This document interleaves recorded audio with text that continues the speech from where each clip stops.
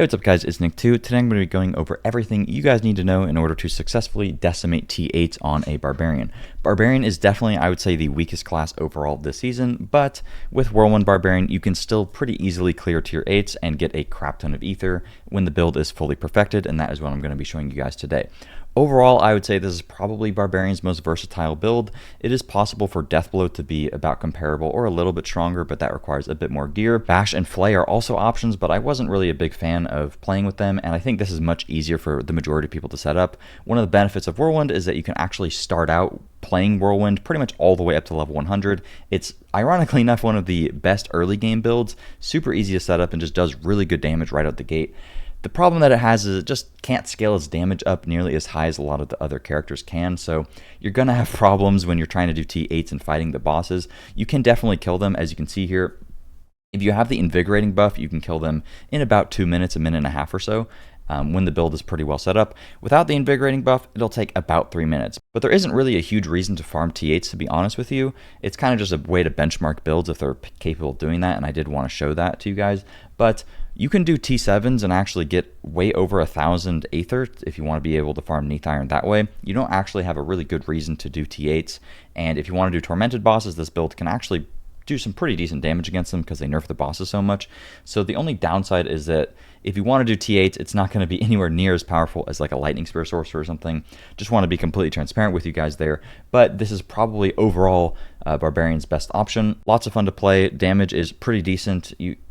Once it's set up really well, you can actually, as you can see, just annihilate everything in T7s, and I think it does feel pretty good. Blizzard nerfed Barbarian quite a lot going into this patch, and I do think that it was a little bit overkill, but it was probably for the best because now they know that they can tune it up a little bit without it end up being super overpowered like it was in every other season. Hopefully we get like a mid-season balance patch, and if we do, this build will probably become significantly stronger. Let's just get into the build. As always, the build link will be posted in the description, so feel free to just check that out. The entirety of the build is focused around Whirlwind doing Dust Devils here. All of our damage is coming from the Dust Devils and scaling the damage of this rather than actual Whirlwind, so keep that in mind. We are spawning Dust Devils in two ways. One, by just pressing Whirlwind, and keep in mind that when you Whirlwind, you actually want to tap your Whirlwind. I don't have any fury here, 1 second. You actually want to tap your Whirlwind because every time you press it, you will be spawning Dust Devils. If you hold it, you spawn Dust Devils at a slower frequency. So you want to be tapping it, and that is how we're spawning Dust Devils. And our second way is with Fierce Wind. Anytime we use our shouts, we are also going to spawn multiple Dust Devils. So that's why when you get the Invigorating buff, you do more damage in the Infernal Hordes because you have no cooldown, so you just spam your shouts. That's why you want to use 3 shouts. We also benefit from straight up damage. Also, this gives us Berserking. We get a lot of damage reduction via Challenging Shout, and Rallying Cry will give us our Fortify and our Unstoppable. And via using these shouts, we're going to get a lot of cooldown reduction, namely for our Call of the Ancients, which you can get on a very low cooldown.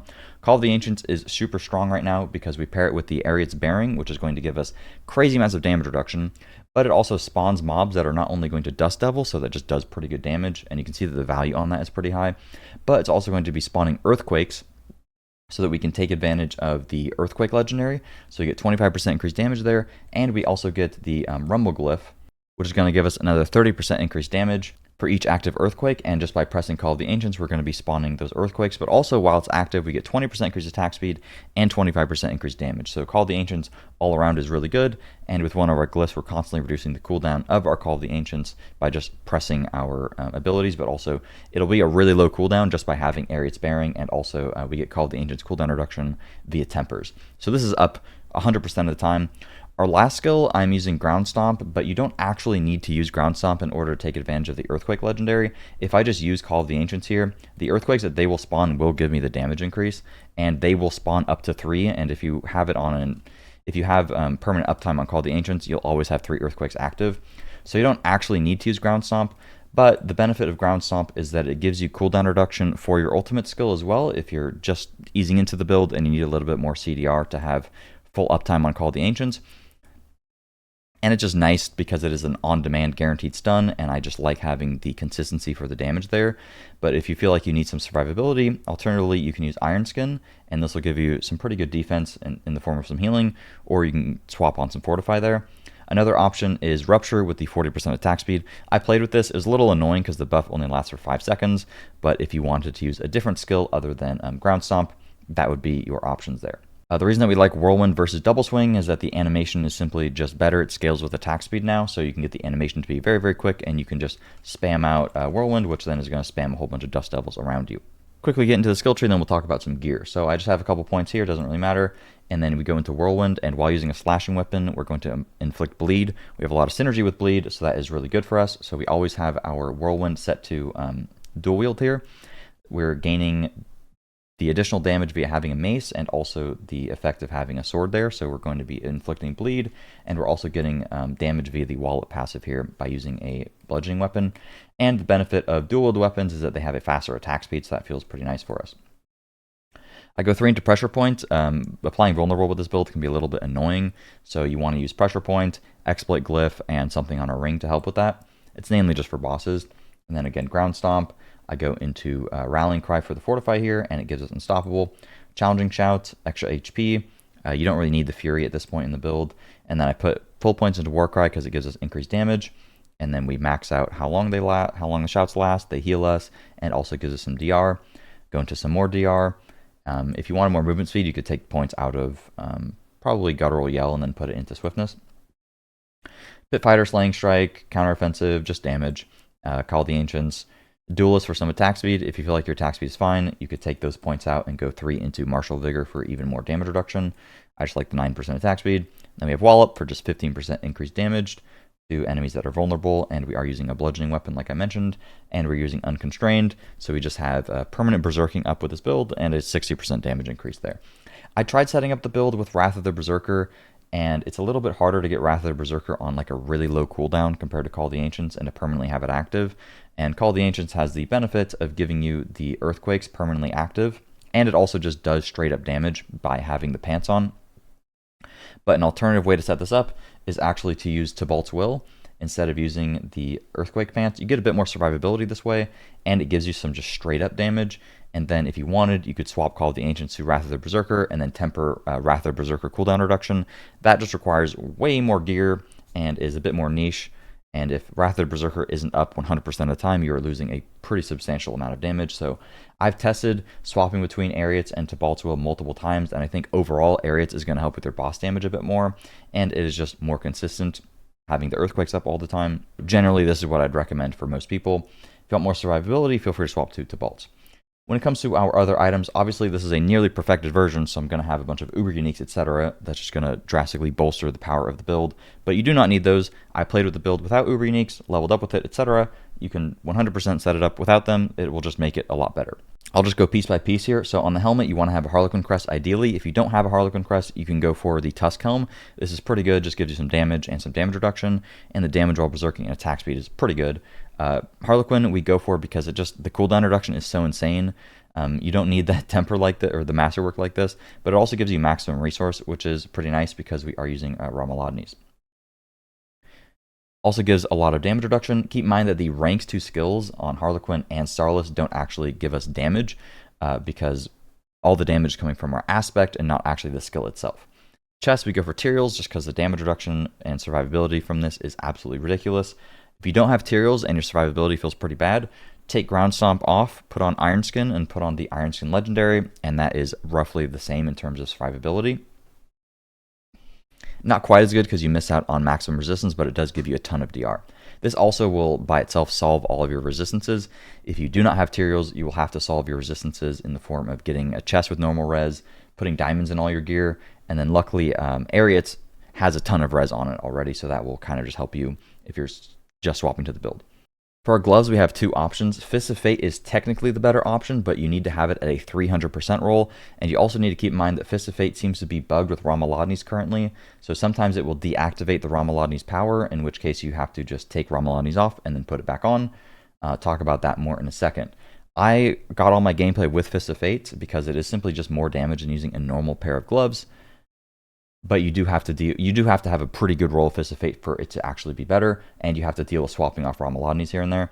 Otherwise, normal pair of gloves, you want strength, attack speed, crit chance, prioritize the crit chance, and you can temper earthquake duration. You don't really need it, but it's a little helpful. And damage while berserking is nice to max out our Blood Rage capstone or Paragon node. But if you have a good Fist of Fate, I would recommend slapping that on. You just have to deal with swapping it off over and over again. Already talked about pants. For the boots, this is really nice. Relentless Berserker will give us pretty much permanent berserking uptime. If you had literally perfect gear, your Warcry would be on a short enough cooldown to where you'd always have berserking for it, but this is the only way we're getting berserking with the build, just 4 seconds. You also get it from killing enemies, but that's not good for bossing.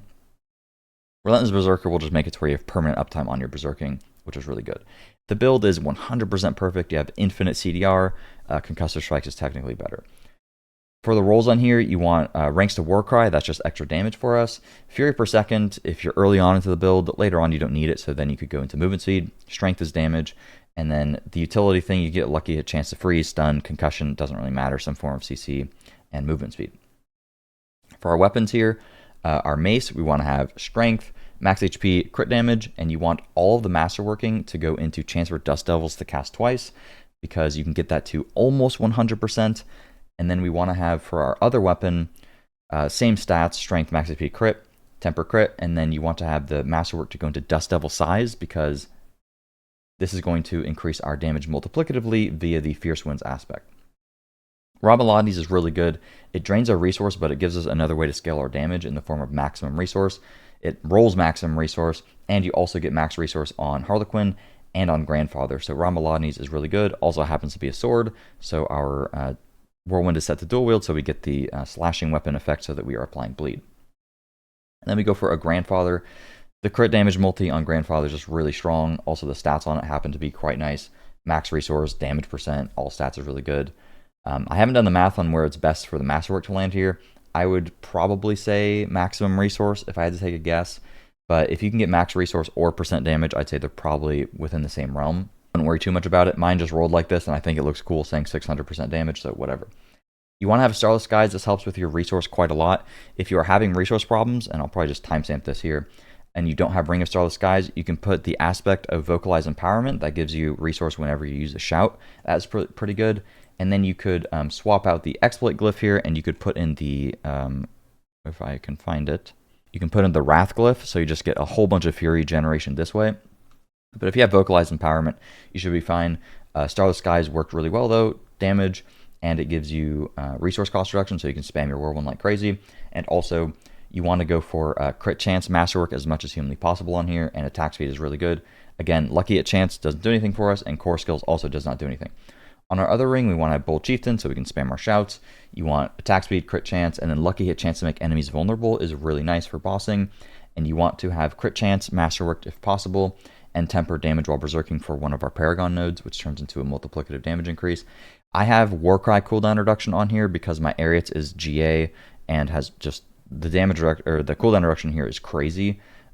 So I swapped one Call of the Ancients to Warcry. If your Call of the Ancients does not have 100% uptime, just make this Call of the Ancients cooldown reduction. But it should be almost full uptime, especially when using Ground Stomp. Amulet, you want to have crit chance, cooldown reduction, and ranks to counter offensive. Probably your overall best bet. Instead of counter offensive, attack speed is pretty decent too. Or you can get Wallop, I think, would be relatively similar in power to counter offensive. And then Call of the Ancients cooldown. If you have the gear 100% min-max, you could probably swap this to Warcry cooldown reduction, so you just have a little bit more uptime there, and damage while berserking again, and you want to have Fierce Winds on your Amulet. For the Paragon board, in the first slot, I am putting Twister, just gives us a whole bunch of Dust Devil additive damage, and we get 13% multi, which is pretty good. All of our damage is the Dust Devil, and then I go into Exploit so we can apply Vulnerable. This helps for mobbing. For bossing, this does almost nothing, but you don't have many other glyphs that are really worth putting here. If you want to fight a boss and do a little bit more damage, you could just swap it to Wrath. And then we grab Blood Rage, 30% multiplicative damage increase via tempering damage while berserking, which is pretty good. And then we grab some max HP here. And then the next board is nice because it gives us some maximum fury, so it helps scale our Ramalani's quite nice. And then I go into the Blood Feeder glyph, so we have 10% increased crit chance. We have a ton of crit damage with the build, and we have a Grandfather on, so you can get up to 100% crit chance if the build is perfectly masterworked and you have like greater affix crit chance. But this also helps, just 10% crit chance, and we are applying bleed because our Whirlwind is using a slashing weapon. Next board, we go Carnage, 16% increased attack speed. You could swap this and go for a little bit more max HP. You could take the points out of here and go into this max HP, but I didn't think that it was necessary, and I like the attack speed. Then I go into Ambidextrous because we're using one-handed weapons, and this buffs our damage reduction while close, which is pretty good. And then I go into Flawless Technique board, For the martial glyph, this makes it to where you don't really need this, honestly. I don't really have anything else that's worth putting here, and I like buffing the DR while close. This kind of just helps for reducing the cooldown of your Call the Ancients if you need it. Anytime you use a shout, you just reduce it by 6 seconds flat, and you can kind of spam the ground stomp that way. Alternative to martial, if you wanted some more damage reduction, you could actually put in ire, and then you could lose one of the damage while berserking tempers, so feel free to keep that in mind. I think this is just overall the best bet for most people, and I still quite like using it. And then we go into the Rumble Glyph, 40% or 30% increased damage pretty much all the time because of our Call the Ancients. The Earthquake damage itself doesn't matter, so we're just activating the glyph. Got some max HP, and then you go into Decimator, which is just 20% multi all the time. When it comes to actually playing with the build, it's pretty easy. One thing I would recommend is using Call of the Ancients as your first button, and then using Warcry immediately afterward. Warcry is the most important shout because it gives you berserking and a damage increase. Without Warcry up, you're going to do very low damage. So you want to Call the Ancients first, because if you Call the Ancients first and then you use your shouts, you can see that the cooldown on Call the Ancients gets reduced. And then you can ground stomp anytime that you find an elite that you just want to stun and do some extra damage to, and have the ground stomp underneath you. Otherwise, I mean, you pretty much just walk in, Call the Ancients, press your shouts, and then you just start spamming Whirlwind like a crazy person, and then anytime that your shouts come up, you use your shouts again. You can see that if there's just one target, your shout cooldown is a little bit longer because you're not getting the benefit of Bold Chieftain. But if you have multiple enemies and you can spam your shouts pretty much like crazy, and you'll have permanent uptime on the Warcry damage increase there, and that is pretty nice for you. And otherwise, you just want to make sure that you spam your Whirlwind key. I swapped my Whirlwind key off of right click because I was giving myself like carpal tunnel just spamming right click so much, and I like having it on Q instead. And you want to spam it like crazy because spamming it, let me put on my Fist of Fate here because that is more damage. Spamming will spawn more Dust Devils rather than just holding it. You'll do like comparable damage if you hold it, but you definitely do way more damage if you are spamming, so I would recommend that. Otherwise, I can just show you guys a little bit of gameplay here and talk about the build. It's not nearly as good as other characters, and I spent a lot of time on it. It's not like super min-max, like my gear isn't insane or anything. It could definitely be better for sure, and I could do more damage if all my greater affixes were insane, blah, blah, blah. But it just isn't anywhere near the power of like Rapid Fire Rogue and Ariel's Rogue or Heartseeker Rogue or Lightning Spear Sork. But it's probably Barb's best option, to be honest with you guys. But I mean, it's nice and simple. You feel pretty tanky. If you're having survivability issues, you can just use Elixir of Fortitude and slap on Iron Skin. You should be perfectly fine. But I do T8s with my current setup, and I literally don't ever die. And I would generally recommend doing T7s. Like T7s, you just annihilate everything really, really easily. And when I got the build first set up and I was still testing stuff, I was just doing T7s and I had no problem. And with the build fully min-maxed, you can just completely blast them if you're trying to farm Neath Iron. Like I was saying at the beginning of the video, you can do T8s, but there isn't really a reason to. You'll simply just be more efficient doing T7s, or even just farming the pit if you want to do that. What else is there to really say about the build? I mean, it's a Whirlwind Dust Devil build. Nothing too crazy going on. I don't know. I don't know what I'm saying anymore. I'll probably set up Deathblow because I'm curious how much more powerful that can be. I saw a pretty good clear with it, but it was with the Invigorating buff. If you get the Invigorating buff, I'd like as one of the options, I'd recommend taking it. It basically gives you infinite cooldown reduction, so you can just spam your shouts, which is really nice. If you were able to use Crown of Lucion with the build, if Crown of Lucion actually worked for the Dust Devils, that would make the build significantly better because you could then kind of crutch on the infinite cooldown reduction via the Invigoration, and then you could get 75% damage increase via Crown of Lucion, and that would help a lot. But you can't because it doesn't work, so hopefully Blizzard fixes that. Otherwise, I mean, to be honest, Barb is kind of just down bad this season. It just is not as strong. I haven't seen a lot of videos of Barbs doing T8s particularly well. They just aren't sorcerers and other stuff. Like, they nerfed Barb pretty hard, which, I mean, it was warranted, to be honest. But now they're just in a little bit of a rough spot. But hopefully you Barb enjoyers out there are happy with the video. And sorry I didn't, like, super hype up the build, or you're not, like, maybe really, really interested in playing it now, because I was saying that it's not nearly as strong as other stuff. But, I mean, the gameplay kind of speaks for itself. Like, you don't need to do anything above T7s. And if you can make it strong enough to where you go into a T7, you can like pretty much annihilate everything. I'd say that's more than good enough for a build. It's not Lightning Spear Sork, but that's okay. If Barb is your character, definitely overall what I would say is your best bet this season. And it's, again, pretty easy to set up. Really, really easy to play. Kind of just chill. You can lay back on the couch and just spam your buttons like an ape, and you'll be fine. Survivability is really nice once you have it fully set up. Yeah, that's about all I have to say about the build. If you enjoyed, feel free to drop a like, subscribe for videos similar to this one, etc. I'll probably make a couple more builds this season. Not 100% sure. I'm really hoping there's a mid-season balance patch so that I can revisit Barb or try out some other stuff. But yeah, happy blasting, boys. See you later. Peace.